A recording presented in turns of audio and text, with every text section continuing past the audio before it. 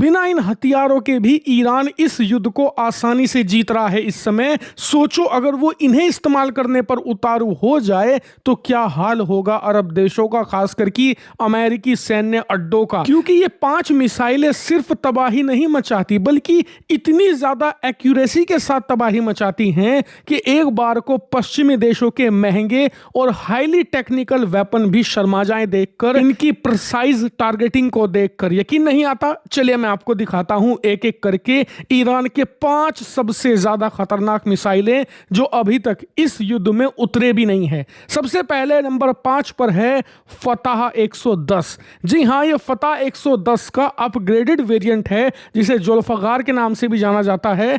कहने को इसकी रेंज बहुत कम है, सिर्फ 700 किलोमीटर की इसकी रेंज है, लेकिन उसके आसपास जितने भी अमेरिकी सैन्य अड्डे हैं उन्हें टारगेट करने के लिए बहुत ही ज्यादा शानदार इसे माना जाता है। लेकिन फतह की सबसे बड़ी खूबी यह है कि कम रेंज होने के बावजूद ये अपने साथ बहुत भारी भरकम वॉरहेड ले जा सकता है। यानी कि जब ये दुश्मन पर गिरेगी तो इतने बड़े एरिया को कवर करेगी कि एक पूरा सैन्य अड्डा उड़ाने में सक्षम है। और इसीलिए ईरानी रणनीतिकार बताते हैं कि फतह 110 को असली तरीके से इस्तेमाल ईरान तब करेगा जब अमेरिका ईरान की धरती पर फौज उतारना शुरू कर दे। उस समय उन फौजियों को निपटाने के लिए, उन पूरी की पूरी बटालियन का सफाया करने के लिए फतह 110 का सबसे लेटेस्ट वेरिएंट इस्तेमाल करेगा ईरान। इसीलिए वो इसे बचाकर रख रहा है। नंबर 4 पर आती है हज कासिम। ये मिसाइल बहुत ज्यादा खास है ईरान के लिए। वो इसलिए क्योंकि ईरान की जितनी भी मिसाइलें हैं ना, उन सब में सबसे ज्यादा हाईली एक्यूरेट है। यानी कि इतनी ज्यादा अचूक है कि कितना भी हैवी इलेक्ट्रॉनिक वॉरफेयर सिस्टम कहीं पर डिप्लॉय हो, उसके बावजूद 10 में से 9 बार ये अपने निशाने को नहीं चूकेगी, निशाने पर जाकर लगेगी। इसके अलावा इसकी रफ्तार भी 12 मैक तक चली जाती है। जी हाँ, जब ये अपने लैटरल फेज में जाती है, दुश्मन पर गिर रही होती है, तो इसकी रफ्तार 12 मैक को पार कर जाती है। जिन्हें नहीं पता, 5 मैक के ऊपर हाइपरसोनिक स्पीड आ जाती है। यानी कि जब अपने लैटरल फेज में ये मिसाइल होगी तो दुश्मन पर 12 मैक की भयानक रफ्तार से गिर रही होगी। वहीं इसकी रेंज भी बहुत अच्छी है, करीबन 1400 किलोमीटर की इसकी रेंज है। और इतना ही नहीं, इतनी जबरदस्त स्पीड के बावजूद रेंज को मेंटेन करते हुए भी ये 500 किलोग्राम का भारी भरकम वॉरहेड ले जा सकती है। यानी कि रफ्तार भी शानदार, रेंज भी बहुत अच्छी और वॉरहेड सबसे अच्छा। लेकिन इसका इस्तेमाल ईरान तभी करेगा जब उसे कोई टारगेट हिट करना हो। यानी कि कोई स्पेसिफिक जगह है, कोई भारी भरकम ऐसा इंडस्ट्रियलाइज एरिया है जहां पर किसी घर को, किसी बंकर को टारगेट करना है, तब इस्तेमाल होगी हज कासिम। वैसे आपको बता दूं, ये ईरान की सबसे लेटेस्ट मिसाइल है और इसका नाम उन्होंने अपने पूर्व कमांडर कासिम सुलेमानी के नाम पर रखा है। खैर, इसी के साथ आगे बढ़ते हैं नंबर 3 पर।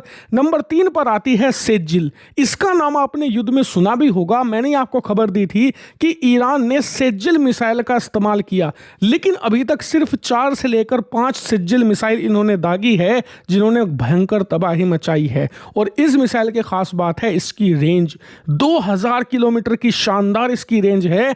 लेकिन उससे खास बात है सॉलिड फ्यूल का होना। दरअसल ईरान की जो बाकी मिसाइलें हैं 80% वो आती हैं लिक्विड फ्यूल के साथ, जिस वजह से समस्या ये आती है कि उन मिसाइलों में आपको लॉन्च करने से पहले प्रिपरेशन करनी पड़ती है, फ्यूल आपको भरना पड़ता है, दूसरी तरीके की प्रिपरेशन होती है। यानी कि एक मिसाइल को लॉन्च करने के लिए आपको कम से कम 2.5 से लेकर 3 घंटे लगते हैं। ऐसे में इजरायली लड़ाकू विमान या अमेरिकी लड़ाकू विमान सैटेलाइट की मदद से उनका पता लगाकर उन्हें जमीन पर नष्ट कर देते हैं। लेकिन सेजिल के साथ यह समस्या नहीं है, सॉलिड फ्यूल है तो पहले से इसमें फ्यूल भरा रहता है, वो डिग्रेड नहीं होता।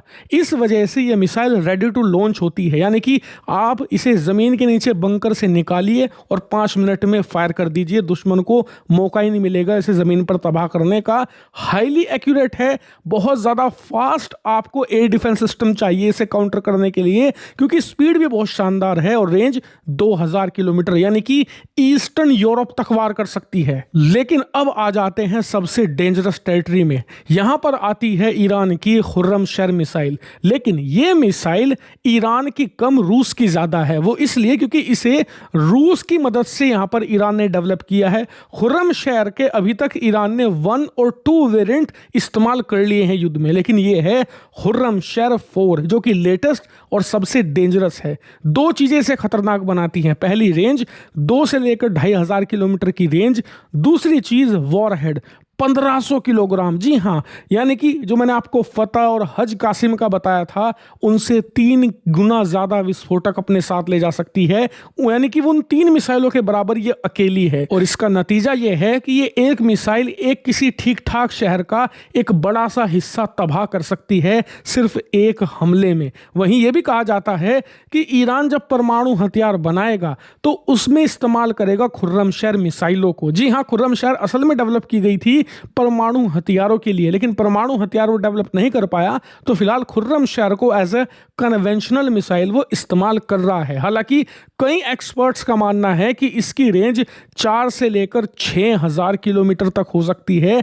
वो इसलिए क्योंकि हाल ही में ईरान ने यही 2 मिसाइलें फायर करी थी अमेरिकी सैन्य अड्डे डिएगो गार्सिया पर, जो कि भारत के करीब पड़ता है और उसकी दूरी ईरान से 4000 किलोमीटर है। इसीलिए कहा जाता है कि ईरान की सरकार इसकी रेंज को लेकर झूठ बोलती है। 2 नहीं, एक्चुअल में 4 से लेकर 6000 किलोमीटर इसकी रेंज है।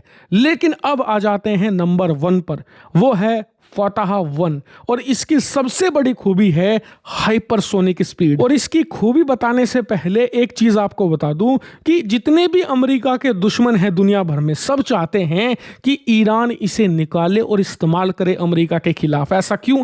क्योंकि इसे कहा जाता है ईरान की कैरियर किलर मिसाइल। यानी कि अमेरिका के जो शक्तिशाली न्यूक्लियर कैरियर हैं जैसे कि USS Gerald R Ford, USS Abraham Lincoln, ये जो अमेरिकी शक्ति के केंद्र है, इनकी मदद से ही अमेरिका दुनिया भर को कंट्रोल करने की कोशिश करता है।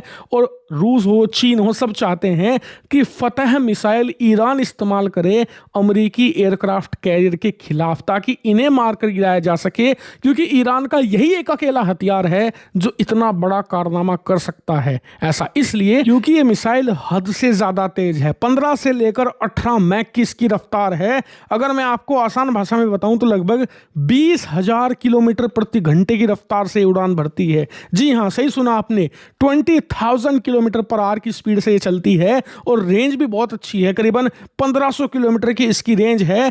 और इतना ही नहीं, इसका जो वारहेड है वो स्पेशली डिजाइन किया गया है दुश्मन के कैरियर्स को किल करने के लिए। इसी वजह से ये ईरान की सबसे ज्यादा लीथल और असरदार मिसाइल है। और अमेरिका के पास कोई ऐसा एयर डिफेंस सिस्टम नहीं है जो इसे रोक सके। जी हाँ, अमेरिका छोड़िए, दुनिया में बहुत कम एयर डिफेंस सिस्टम हैं जो इसे थाम पाएंगे। और इसीलिए अमेरिका इससे बहुत ज्यादा डरता है। और आप देख लेना, युद्ध की शुरुआत से अब तक जितने भी एयरक्राफ्ट कैरियर उसने तैनात किए हैं ईरान के खिलाफ, इस बात को इंश्योर किया है कि वो ईरान के ज्यादा क्लोज ना जाएं, क्योंकि ज्यादा क्लोज जाएंगे तो फतह 1 की रेंज में आ जाएंगे। और ईरान ने एक बार फतह दाग दी तो वो रोक नहीं पाएगा। और उसका एयरक्राफ्ट कैरियर जिसकी एक की कीमत 10 से लेकर 15 अरब डॉलर होती है, वो पानी में समा जाएगा। लेकिन एक बात याद रखना, ये फतह 1 एक्चुअल एक 100% हाइपरसोनिक मिसाइल नहीं है। दरअसल हाइपरसोनिक रफ्तार पर उड़ना अलग बात होती है,